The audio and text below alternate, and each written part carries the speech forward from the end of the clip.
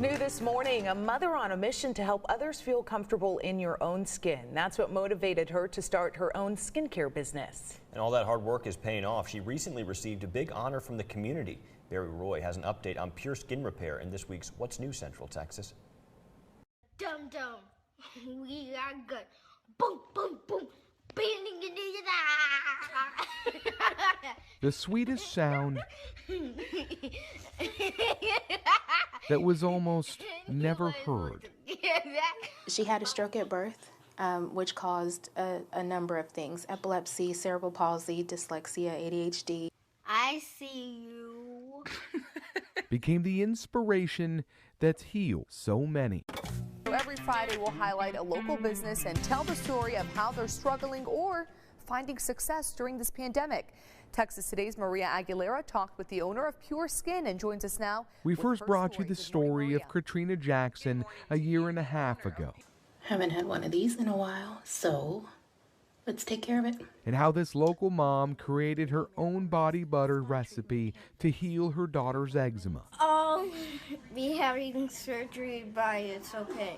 As she battled through seizures and fought to live each day. To not feel comfortable in your own skin, which I felt before. I grew up as a heavyset kid in El Paso, and I was the only black kid around for a very long time, and I felt uncomfortable in my skin.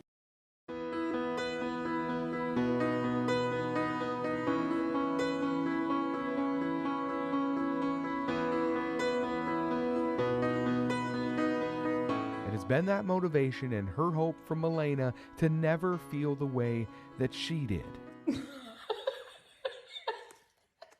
That she's touched more lives than ever imaginable.